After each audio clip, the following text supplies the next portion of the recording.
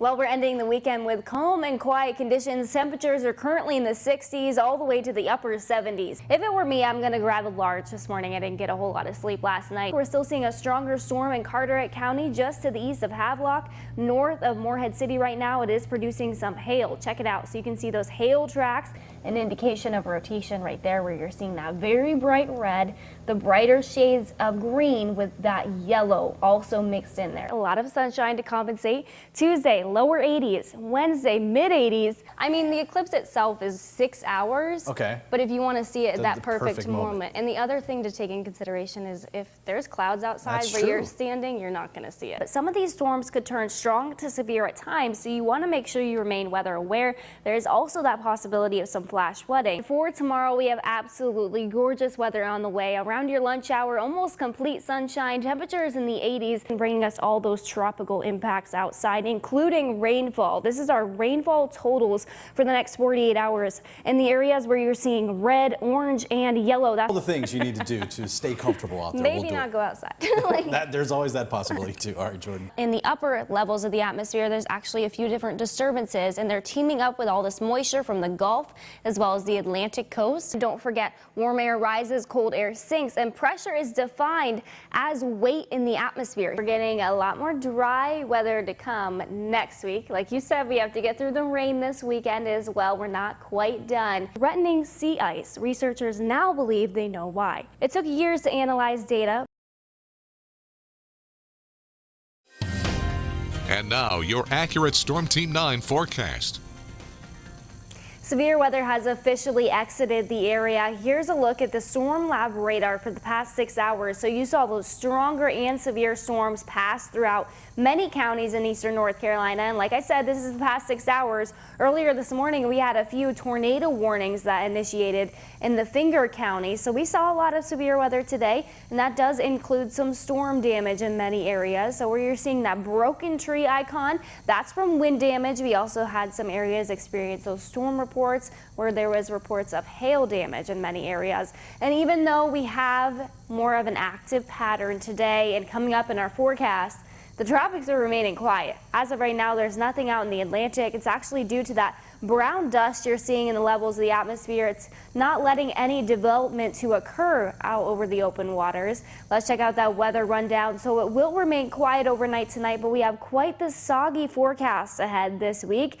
Likely rain chances and storm chances almost every single day. And with that being said, we're getting quite the cool down as well. It's due in part to a cold front that initiated that severe weather we had today. It's going to linger throughout the region the entire week. As of right now, we're still warm and muggy. 75 is our temperature right here in Greenville. We have wind speeds of 3 miles per hour, so calm, quiet conditions with 70s across the rest of the region.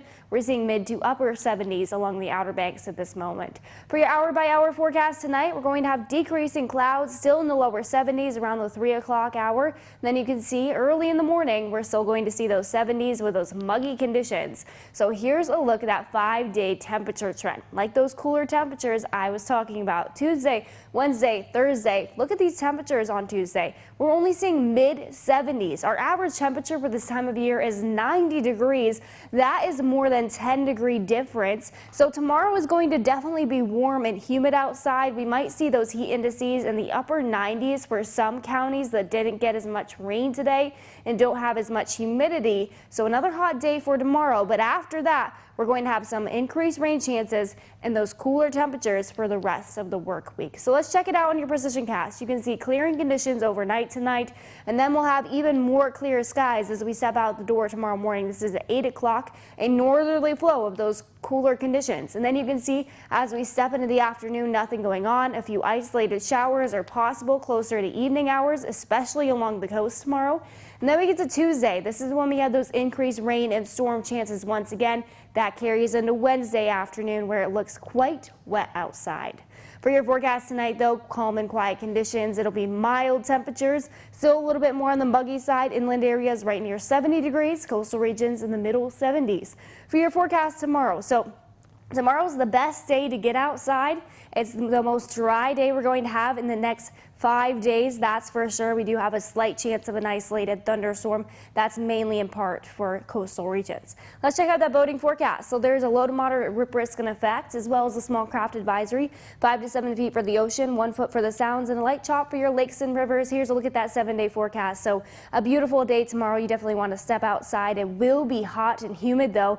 Then we get that cool down on Tuesday, Wednesday, and Thursday. Not without the storms though. So cooler weather and stormy weather is expected. Tuesday, an 80% chance along the coast. That follows into Wednesday, and those higher chances stick around for Thursday, Friday, all the way through next weekend.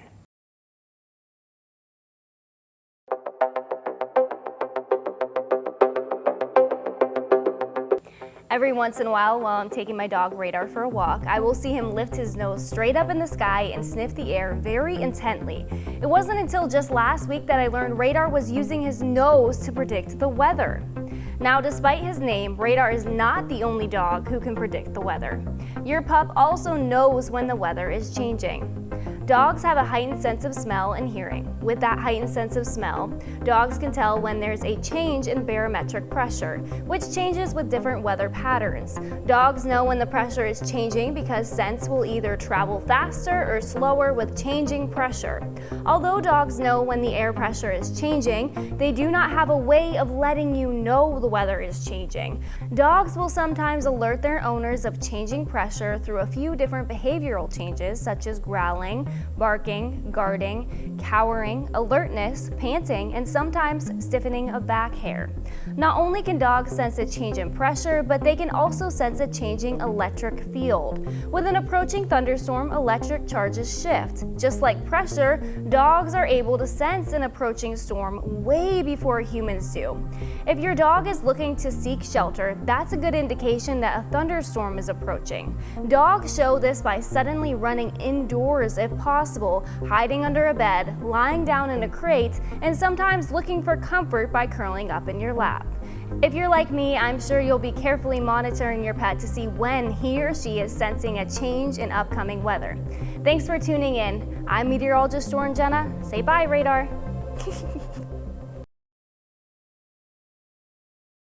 I'm Meteorologist Jordyn Jenna here with hurricane formation. It all starts with an unstable environment. Warm, moist air rises into cooler air, leading to cloud development. Now, this ongoing vertical motion or convection eventually creates some thunderstorm activity. These thunderstorms will strengthen as long as there's moisture just above them, and we also can't have a whole lot going on in terms of winds. Otherwise, they'll tear apart the system. Our last key ingredient are those warm ocean waters sitting at 80 degrees or higher. Higher temperatures means more energy to fuel the storm. So let's walk through the stages. We have tropical depression status with winds that are less than 38 miles per hour. Then we get to our tropical storm status with winds ranging from 39 to as high as 73 miles per hour. And finally, we've made it to hurricane status once we see our winds with 74 miles per hour or more. And this is becoming an intense, organized tropical thunderstorm with very strong circulation.